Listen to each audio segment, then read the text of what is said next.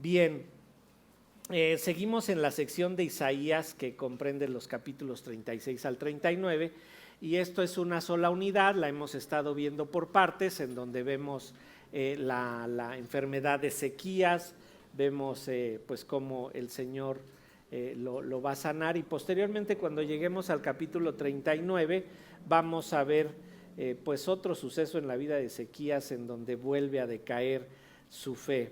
Esta sección de los capítulos 36 al 39 la conocemos como un interludio histórico, un momento de cambio en donde ya les he explicado, cambian de enemigo, ya no va a ser Asiria, ahora va a ser Babilonia su enemigo. También esta sección que comprende de los capítulos 38 y hasta el 55 se denomina también el libro del siervo.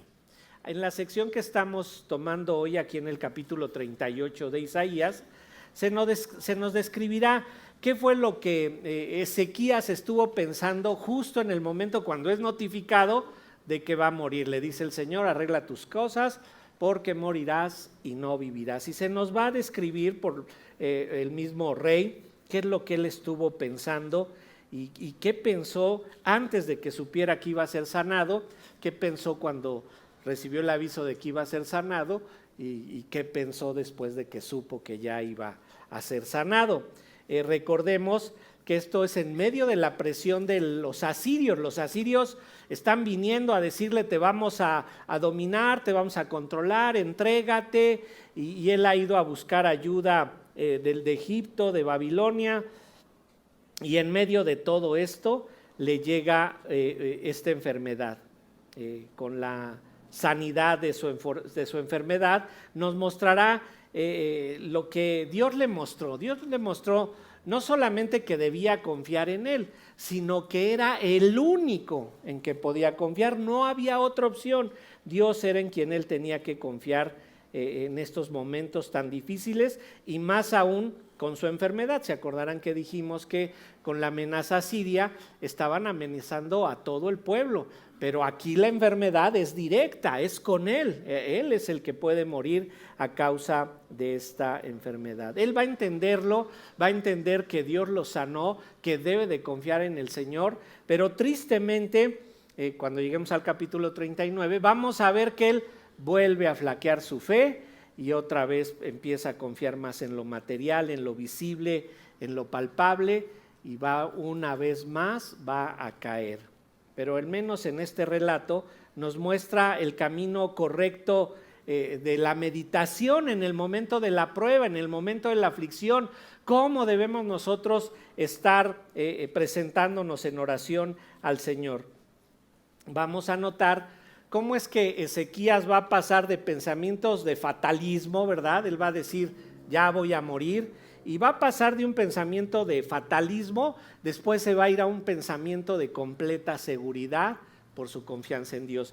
Va a pasar de un momento de indefensión, se va a sentir completamente indefenso, y después va a pasar a un momento en donde va a sentir la completa protección de Dios. Y nos ilustra, como ustedes pueden ir notando, que esa luego es nuestra mentalidad, ¿verdad? A veces nos concentramos en la aflicción, nos concentramos en la prueba y eso nos hace caer incluso en angustia, algo más terrible, e incluso en depresión. Pasará él todos estos estados de ánimo y a través de ver estos estados de ánimo vamos a nosotros a aprender que lo que debe de haber en nuestros momentos de meditación, de oración con el Señor, es ponerlo a Él como prioridad en nuestra vida, para poder pasar de un sentimiento de indefensión a uno de protección, debemos de considerar siempre a Dios. Él, vamos a decir que pasó de pensamientos negativos a positivos, de sentirse completamente en el suelo a tener un gozo total. Hoy vamos a lograr ver justo cuando llegue el momento del cambio, pero no vamos a lograr analizar los momentos cuando ya él tiene un gozo total, pero vamos a ir desenrollando aquí el pasaje para que nosotros podamos darnos cuenta cuál es la mejor actitud que podemos tener en los momentos de nuestra aflicción. Vamos a ver qué dice nuestro pasaje, vamos a leer Isaías 38, versículos 9 y hasta el 22. Y traten de captar sus estados emocionales en ese momento. Dice el versículo 9, Isaías 38, 9. Escritura de Ezequías, rey de Judá, de cuando enfermó y sanó de su enfermedad. Yo dije, a la mitad de mis días iré a las puertas del Seol, privado soy del resto de mis sueños. Dije, no veré ajá en la tierra de los vivientes. Ya no veré más hombre con los moradores del mundo. Mi morada ha sido movida y traspasada de mí, como tienda de pastor. Como tejedor corté mi vida, me cortará con la enfermedad, me consumirás entre el día y la noche. Contaba yo hasta la mañana. Como un león, molió todos mis huesos, de la mañana a la noche me acabarás. Como la grulla y como la golondrina me quejaba. Gemía como la paloma, alzaba en alto mis ojos. Jehová, violencia padezco, fortaléceme. ¿Qué diré? El que me lo dijo, él mismo lo ha hecho. Andaré humildemente todos mis años a causa de aquella amargura de mi alma. Oh Señor, por todas estas cosas los hombres vivirán, y en todas ellas está la vida de mi espíritu, pues tú me restablecerás y harás que viva. He aquí, amargura grande me sobrevino en la paz, mas a ti agradó librar mi vida del hoyo de corrupción, porque echaste tras tus espaldas todos mis pecados. Porque el Seol no te exaltará, ni te alabará la muerte, ni los que descienden al sepulcro esperarán tu verdad. El que vive, éste te dará alabanza, como yo hoy. El Padre hará notoria tu verdad a los hijos. Jehová me salvará. Por tanto, cantemos nuestros cánticos en la casa de Jehová todos los días de nuestra vida. Y había dicho Isaías, tomen masa de higos y pónganla en la llaga y sanará. Había asimismo dicho Ezequías, ¿qué señal tendré que subiré a la casa de Jehová? Noten, aquí se nos va a decir qué fue lo que él pensó y noten cómo inicia el versículo 9. Dice, escritura de Ezequías, rey de Judá, de cuando enfermó y sanó de su enfermedad. Es precisamente lo que él nos va a describir aquí. Es informado que va a morir y después le informan que va a sanar. Entonces nos va a relatar todo esto y Ezequías en todos estos versículos lo va a hacer como en forma de un cántico, en forma de un salmo, aunque eso no lo percibimos en nuestro idioma, sino solamente en el hebreo. Recuerden que los salmos, ¿verdad? O las secciones poéticas de la Biblia tenían como idea que se repitieran. Ustedes y yo sabemos cuando repetimos alguna canción, ¿verdad? Se nos graba de inmediato y era la idea que estuviera en forma de cántico para que se pudiera grabar en la memoria. Ezequías describe los pensamientos que fue viviendo y cómo es que estos fueron transformados en el momento de su enfermedad y de la aflicción que estaba padeciendo en ese momento. Ezequías está plenamente consciente del peligro que tiene, va a morir. Recuerden que fue enfático, vean cómo dice el 38:1 al final. Ordena tu casa porque morirás y no vivirás. Es enfático, él sabía y estaba consciente, no minimizaba su enfermedad, no decía, otra enfermedadcita y al rato salgo de esta. No, él sabía que iba a morir. No lo ve como una enfermedad común, no es un resfriado. Sabe que en ese momento ha sido evidenciado que él es frágil, que su vida está en manos de Dios y que su vida ha estado pendiendo de un hilo y el tiempo en el que él está esperando que le llegue el aviso de que va a sanar, él está padeciendo. Literalmente el no saber si sanaba o no sanaba lo estaba consumiendo. Él estaba en una angustia absoluta y total. No solamente se dio cuenta de que era vulnerable en su salud, sino que también se da cuenta que todo esto era consecuencia de su pecado. que por muy bien que él estuviera con Dios, había un pecado, porque le dice al Señor: echaste tras tus espaldas mi pecado. Él sabe que todo esto es producto de su pecado. Su pensamiento, los versículos 10 al 13, es un pensamiento fatalista. Noten cómo dice el versículo 10, inicia diciendo: yo dije, ¿verdad?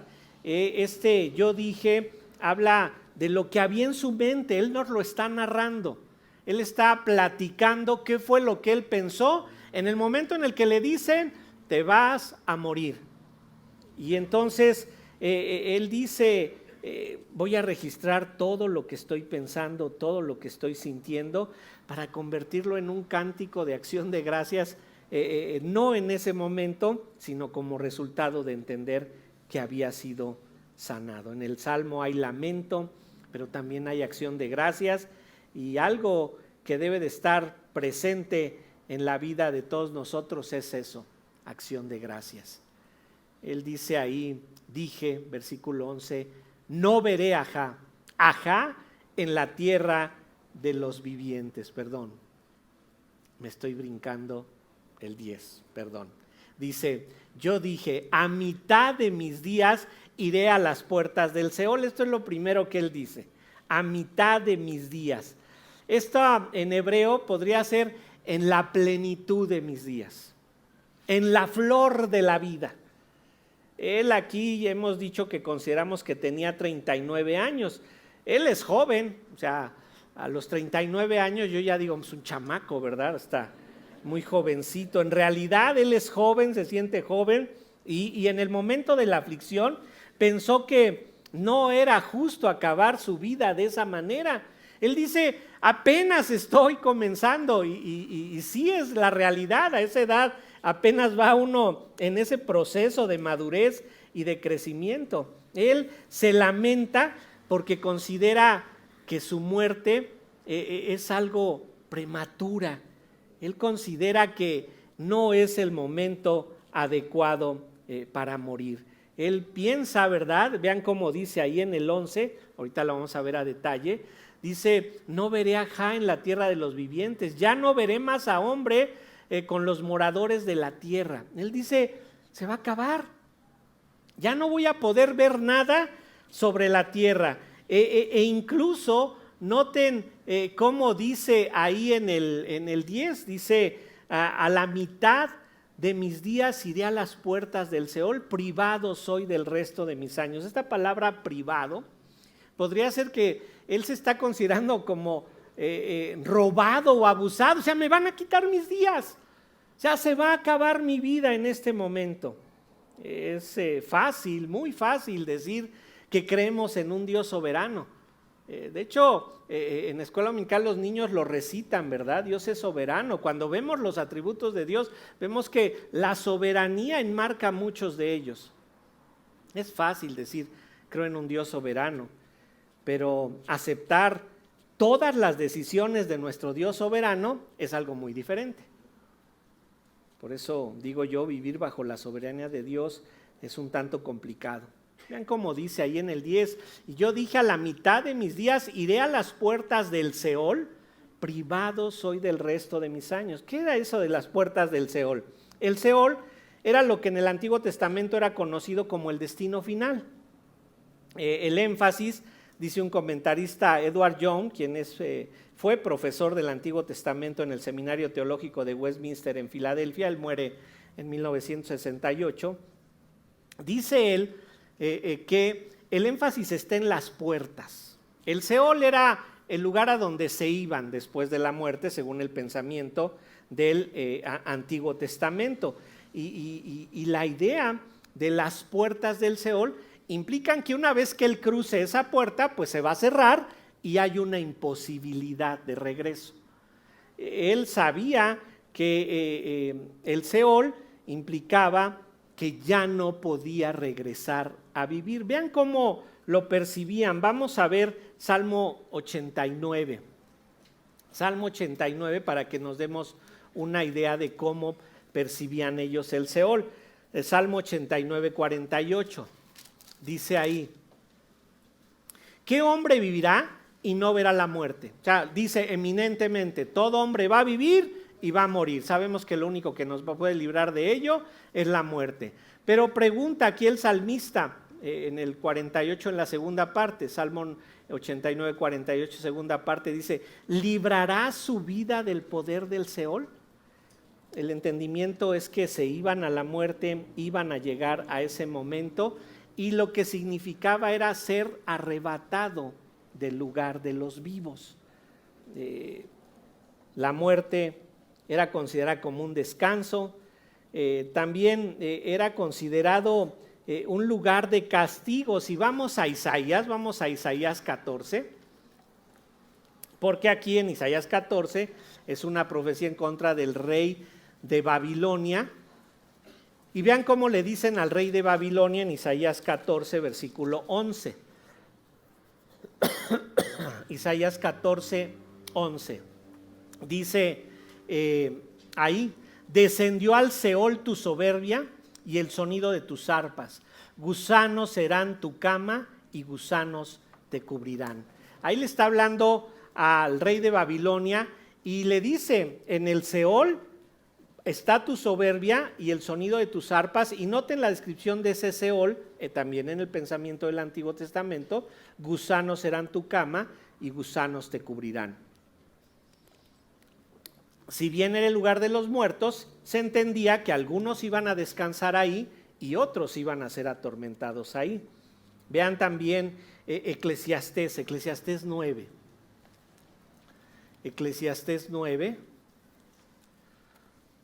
para que veamos también eso. Dice Eclesiastés 9, versículo 10.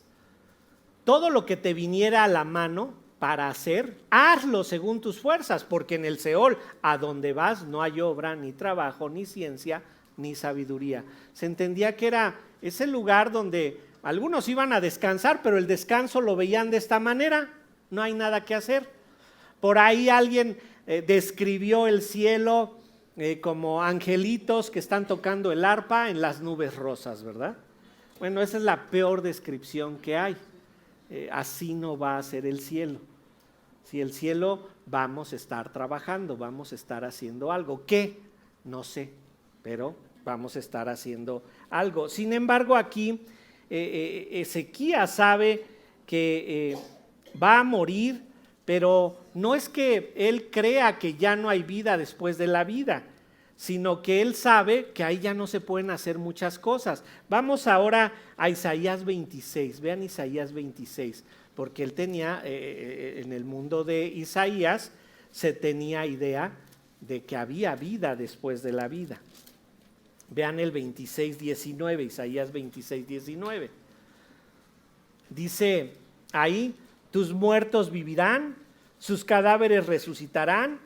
Despertad y cantad, moradores del polvo, porque tu rocío es cual rocío de hortalizas y la tierra dará sus muertos.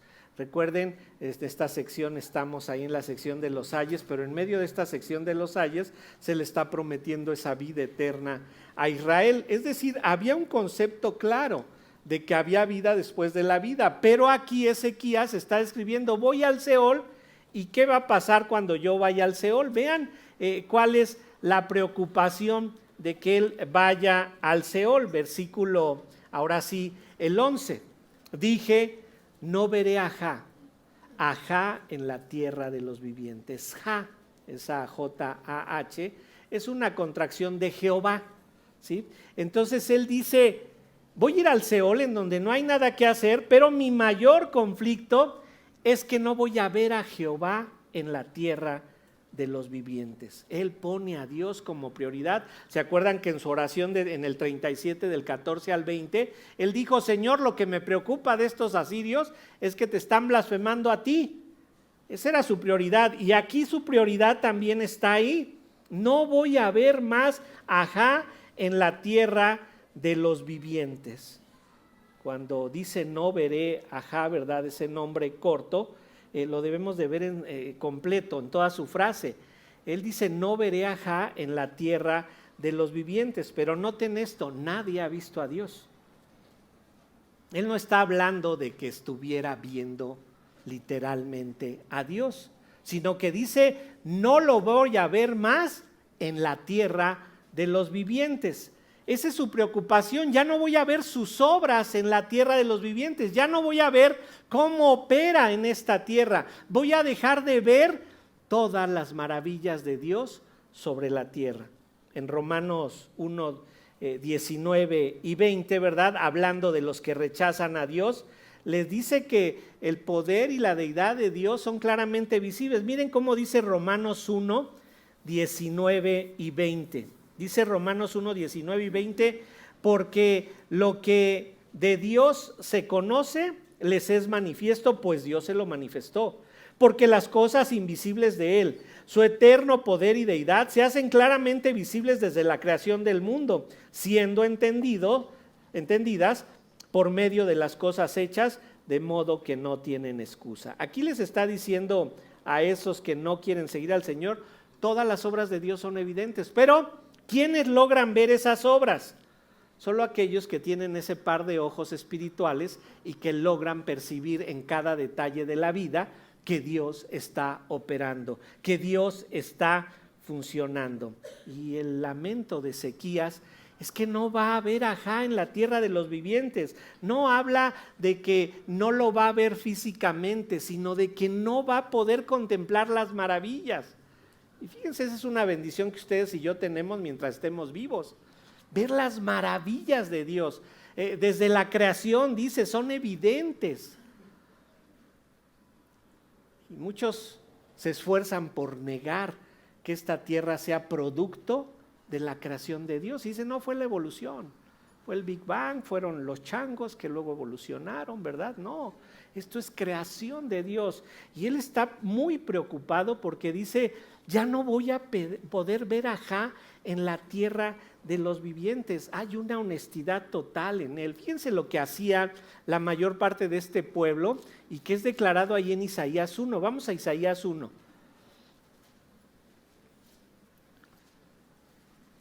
En el 1:11. Dice ahí en el 1:11. ¿Para qué me sirve, dice Jehová, la multitud de vuestros sacrificios?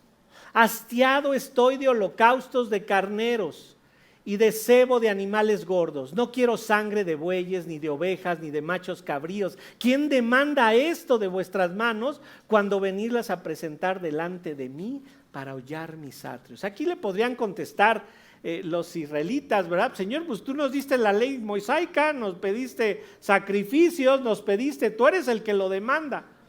Pero ¿qué estaban haciendo ellos aquí? Siendo hipócritas. Venían y bueno, pues que hay que sacrificar 2 vaquitas, pues de una vez póngame 4 porque todavía esta semana pienso seguir pecando.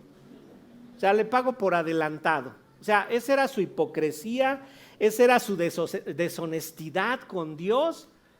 Pero a diferencia está este rey que está muy preocupado porque ya no va a haber ajá en la tierra de los vivientes. Ver a Dios, entonces, lo que está haciendo referencia Ezequías es a regocijarse en Él y con Él. Regocijarse con Dios. Qué maravilla es podernos dar cuenta de que todo lo que sucede en nuestra vida está bajo su control y lograr ver su dirección. ¿Hacia dónde me quiere llevar? Todos creen que es algo místico y mágico y por ahí se va a aparecer alguien que te va a decir a la derecha, no, a la izquierda, no. A veces nos vamos por la izquierda por tontos. Pero qué maravilla es ver que Dios nos disciplina y nos hace volver al redil, decir, sí, Señor, me estás haciendo volver al redil. Gracias, tú eres el que opera aquí. Ver las obras de Dios es quedar maravillado. Conocerlo a profundidad. ¿Sabes por qué no logras someterte a Dios? Porque no lo conoces a profundidad, porque cuando conocemos más y más a Dios, como dice más adelante va a decir Isaías, debemos prorrumpir en júbilo, explotar en júbilo por decir, Señor, mira qué maravillas hace. Vean lo que dice el salmista en el Salmo 27. Salmo 27 en su versículo 4. Salmo 27, verso 4 dice, una cosa he demandado a Jehová, esta buscaré, que esté yo en la casa de Jehová todos los días de mi vida, para contemplar la hermosura de Jehová y para inquirir en su templo. Este es el salmista diciendo: quiero estar al lado del Señor, quiero ver sus maravillas, quiero contemplar, quiero inquirir, quiero investigar, quiero entender más cómo Dios opera. El hecho de que Ezequías diga: dije a Jehová, versículo 11, regresemos a Isaías 38, 11, no veré a Jah en la tierra de los vivientes. Esa es su preocupación. Y cuando vas a estar sin ver a Dios, hay que sentirse aterrorizado. Imagínate que Dios te abandone a tu suerte. Hay que sentirse aterrorizado por eso. Y eso sucede muchas veces cuando alguien es disciplinado. Dios dice: no quieres entender, ve a tu suerte. Yo no voy a meter mis manos para actuar contra ti. Él dice: no veré a Jah en la tierra de los vivientes. Y noten parte de su preocupación ahí en el 38:11. Ya no veré más hombre con los moradores del mundo. Su prioridad es Dios, pero también le duele que no va a ver a los moradores del mundo, a los moradores de la tierra. Desde el Seol no podrá ver tampoco a los moradores de la tierra. Es como si estuviese diciendo: Dios y los hombres solamente habitan en la tierra. No comprendía en su totalidad la omnipresencia de Dios. Y noten, Dios está presente en todos lados. Si me toleran un poco de locura, ¿verdad? Nada más un poquito de locura. Imagínense que aquí formáramos un cuadro y ahí fuera el universo. No tiene límites el universo. Por eso les digo que me toleren un poco de locura.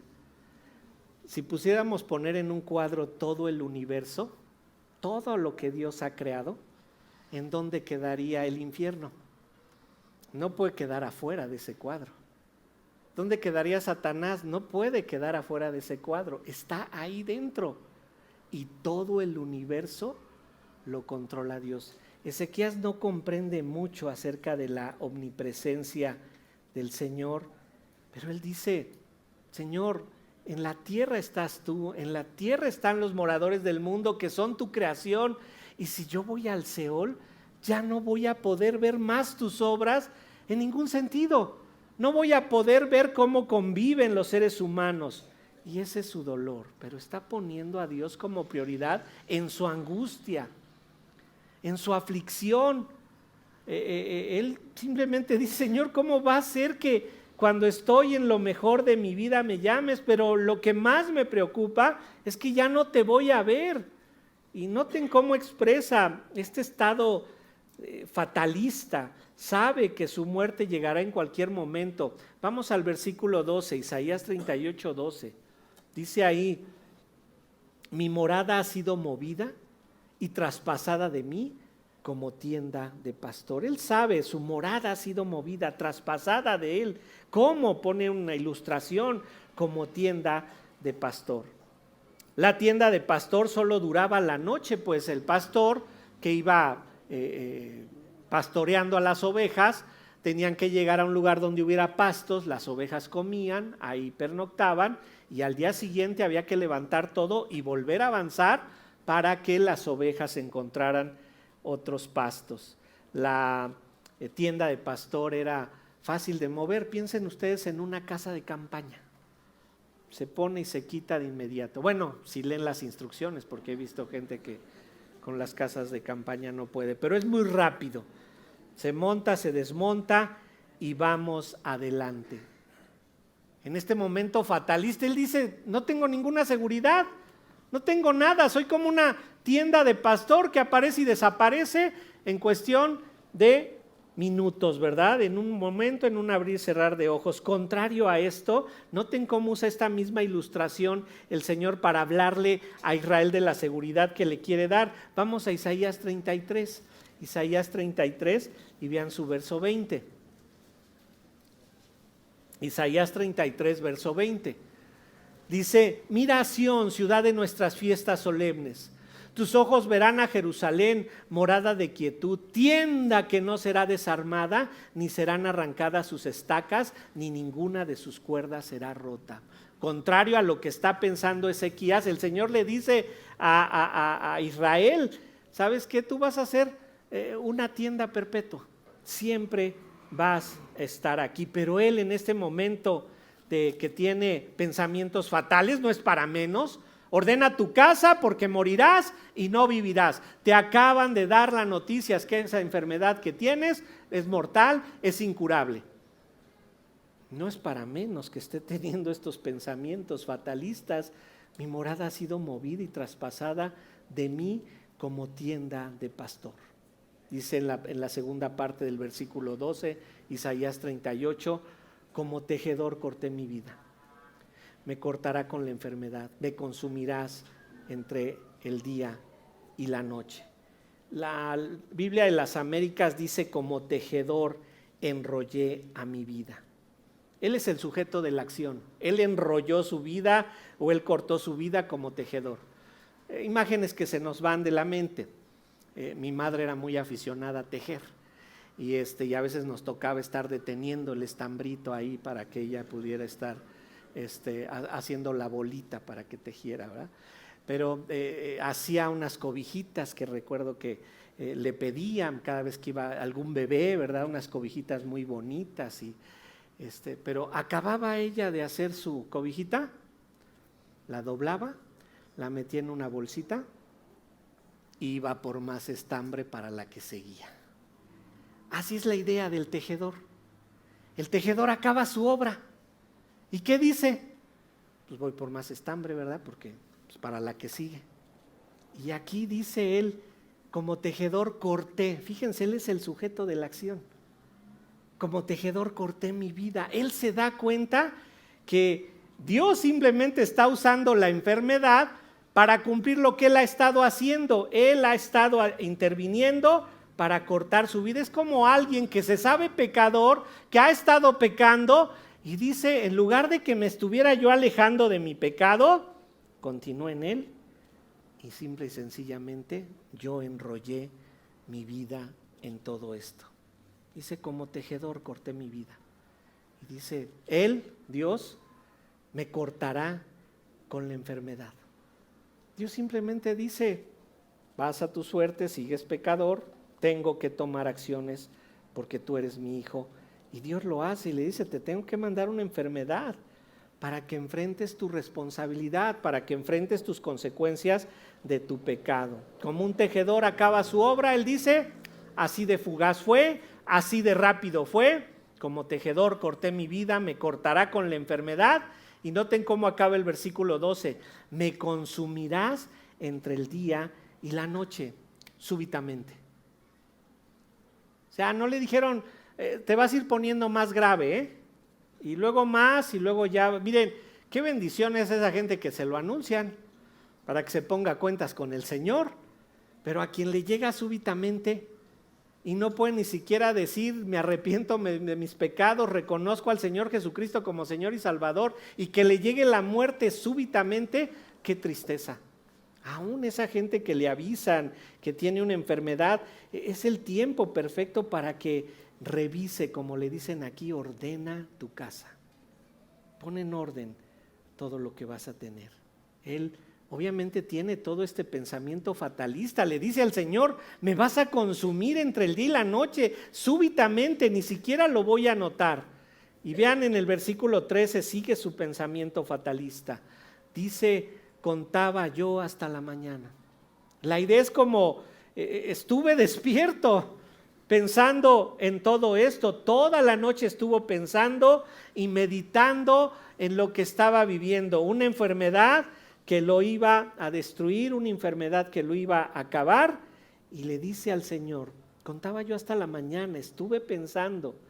¿Y a qué conclusión llegó? Describe aquí a Dios. Primero él es el sujeto de la acción cuando dice, como tejedor corté mi vida, pero aquí el sujeto de la acción ahora es Dios, y le dice, como un león molió todos mis huesos, de la mañana a la noche me acabarás.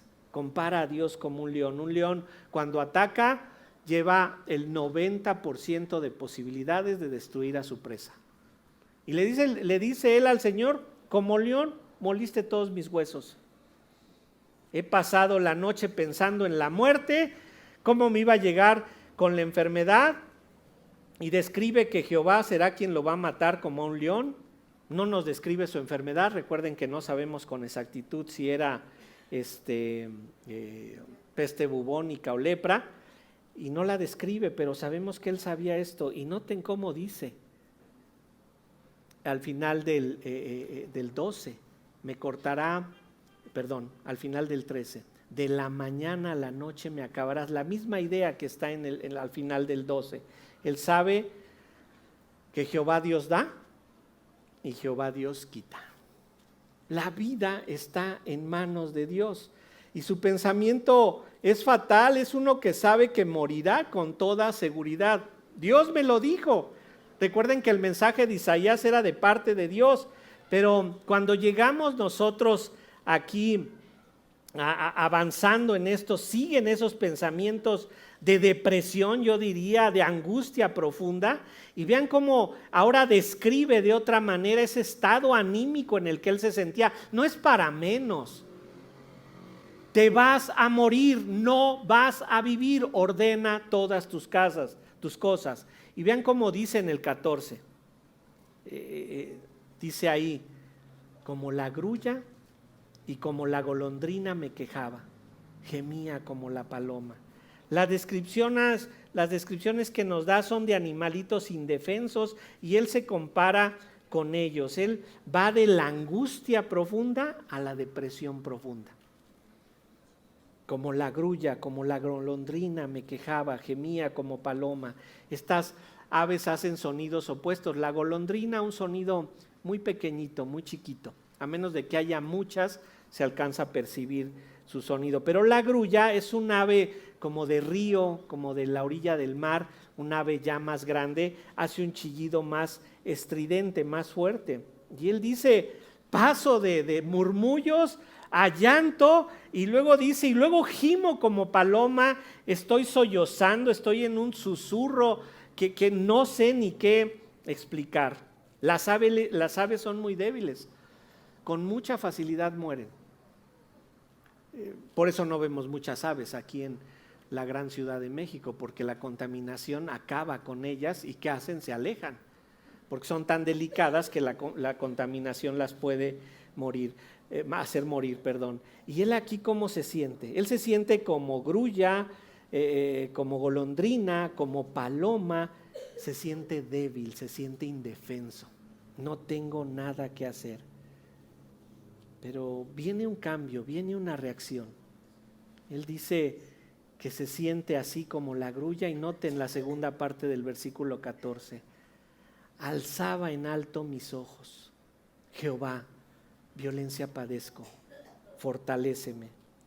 El rey no ha abandonado su última esperanza, está a punto de morir. Acuérdense, si fuera peste bubónica era cuestión de horas.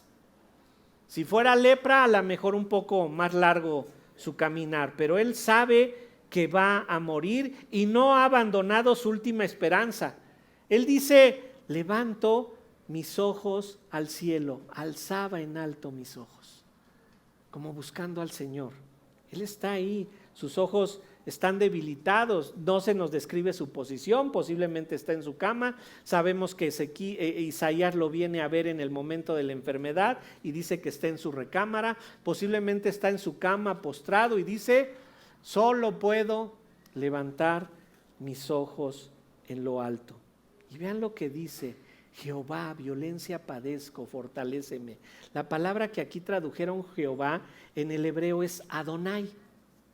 Adonai, según los estudiosos, debe de ser traducido Señor soberano. Y él está diciendo: Señor soberano, violencia padezco, fortaléceme. Ezequías sabe que está apelando al único que tiene todo el poder necesario para ayudarlo.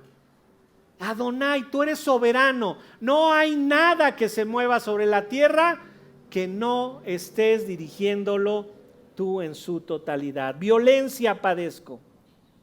Así se siente el rey. Este rey se siente violentado, se siente indefenso ante la enfermedad. Es un rey, tiene poder, tiene dinero. O sea, si hubiese sido en nuestra época, tenía para un hospital de primer nivel, para que lo fueran a analizar de la lepra o de la peste bubónica, pero a pesar de ello se siente indefenso. No puedo, dice, él no podría ir al mejor hospital del mundo. Se dice que el hospital Johns Hopkins de Baltimore es el mejor hospital del mundo. Él no podía decir, investíguenmelo, voy para allá. No tendría manera de hacerlo. Sabe que ese Señor soberano es el único que lo puede ayudar. Y noten, nos recuerda, nosotros estamos igual que Él. Jehová es el único que nos puede ayudar en medio de nuestra aflicción, en medio de nuestra prueba, en medio de la tentación, en medio de la tribulación que podamos vivir. Y Él le dice, violencia padezco, fortaléceme. Cuando Él dice fortaléceme, está cayendo en la idea de, Señor, toma mi situación en tus manos. Tú obra, Señor, tú hazlo, tú eres la fuente de mi salvación. La salvación solo me puede llegar a través de ti. Ezequías llegó a la desesperación, a la indefensión, reconoció su posición y recurrió a la oración. Él va y dice, tengo que orar, pero tengo que orar al Dios que es el que me puede ayudar. Y vean, aquí viene el cambio de estado. Parece ser que en este momento llega Isaías, le dice, vas a vivir, el Señor te ha dado 15 años más de vida. Y vean cómo inicia el versículo 15. Él dice, ¿qué diré? ¿Qué diré? El que me lo dijo, Él mismo lo ha hecho. Esta pregunta, ¿qué diré?, marca su asombro. Marca que no tiene palabras para decir. Sabe que está a expensas de lo que Dios diga. Dios es el que tiene que tomar su vida en mis manos. Dios es el que la controla. ¿Qué te puedo decir, Señor? Ni siquiera puedo expresar palabras para que yo pueda argumentar a mi favor o incluso para que yo te pueda agradecer algo. No sé qué decir, por eso pregunta él, ¿qué diré? Génesis 44:16 nos narra el suceso cuando van los hermanos de José a Egipto porque está la hambruna. José decide poner una copa en el costal de Benjamín para atraparlos cuando van de salida y así poderse quedar con Benjamín en lo que los hermanos van y regresan con su padre. Los atrapan, ¿verdad? Les hacen ver que se están robando una copa y van de regreso con José. Y ellos están delante de José, ya vieron que salió la copa del costal, están ante el ejecutivo más alto de Faraón, su vida va a depender de José. Y le preguntan ahí en Génesis 44:16, ¿qué diremos a mi Señor? ¿Qué hablaremos? ¿O con qué nos justificaremos? Y esa es la idea que quiere transmitir aquí Ezequías. ¿Qué diré, Señor? ¿Qué puedo decir? En mi opinión, Ezequías aquí aprendió a orar con gemidos indecibles. Vamos a Romanos rápidamente. Vean cómo Romanos, ¿verdad? 8:26.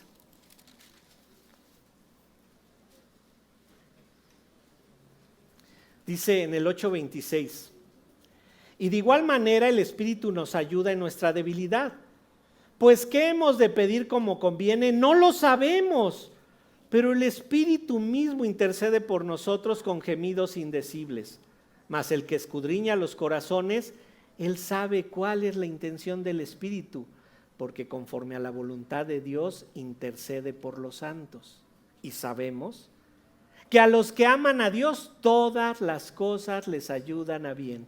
Esto es, a los que conforme a su propósito son llamados. Noten el contexto.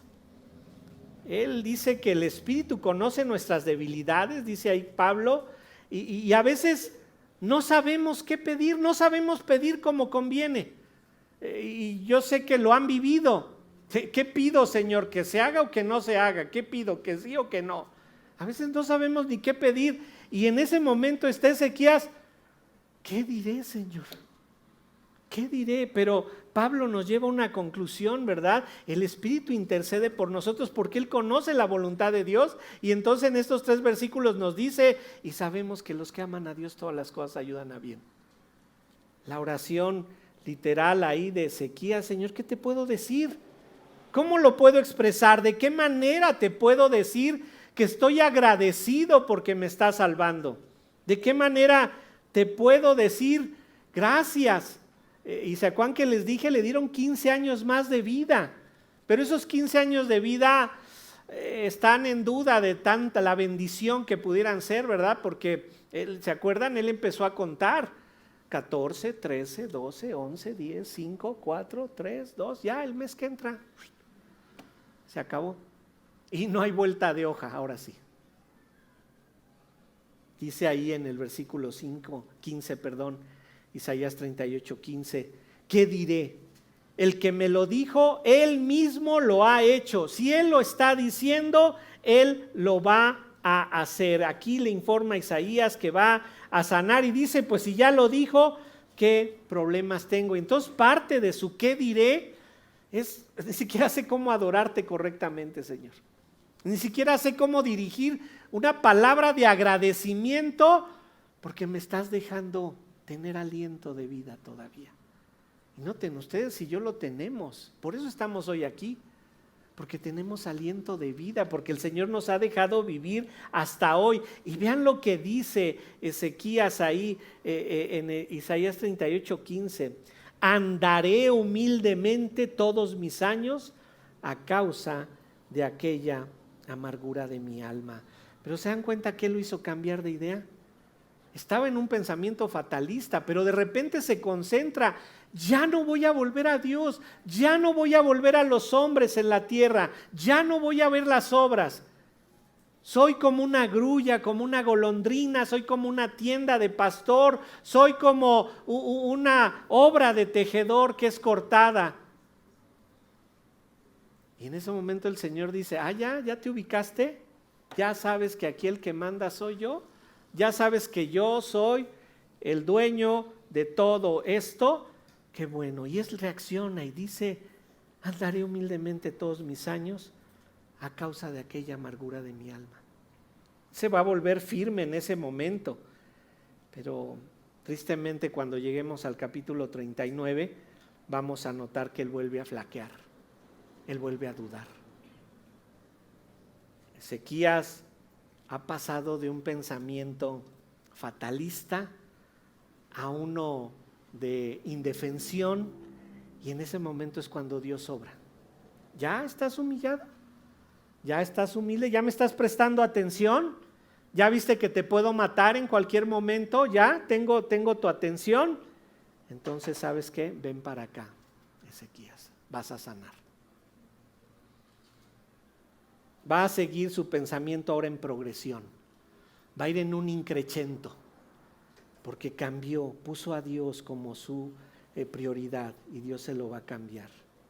Como les decía, tristemente vamos a llegar al 39 y va a cambiar, por eso se va a vivir lo que nos dice 1 Corintios 10, 12 y 13, ¿verdad? El que piense estar firme, cuide que no caiga. Y dice ahí, no nos ha sobrevenido ninguna tentación que no sea humana, sino que fiel es Dios, que juntamente con la tentación nos dará la salida para que podamos soportar. Él va a seguir en un increchendo, pero todavía en el 39 lo vamos a ver caer. Y vamos a ver nuestro siguiente mensaje, cómo va a cambiar estos pensamientos ahora por uno de protección, una de seguridad, porque entiende quién controla su vida. Inclinemos nuestro rostro. Padre, gracias te damos porque tú pusiste en el corazón de Ezequías que él escribiera este relato, que nos lo dejara impreso, que nos dejara toda esta información aquí, porque tú sabes que también nos has declarado que en el mundo vamos a tener aflicción. Pero nos has dejado aquí una guía. Ezequías no lo supo, no supo que nos estaba dejando una guía para aprender a dirigirnos a ti.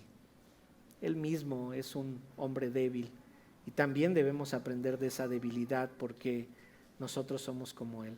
Pero lo único que vale la pena que hagamos, Señor, es que estemos viendo tus obras, que afinemos nuestros ojos. ¿Cómo los hemos de afinar, Señor? Aprendiendo más y más de tu palabra, asistiendo a cada estudio que nos sea posible, comprendiendo más lo que tú has escrito ahí, entender por qué nos lo dejaste ahí. Eso nos hará verte cada día más para explotar en gozo, en adoración. Gracias te damos, Señor, por tu palabra en Cristo Jesús. Amén.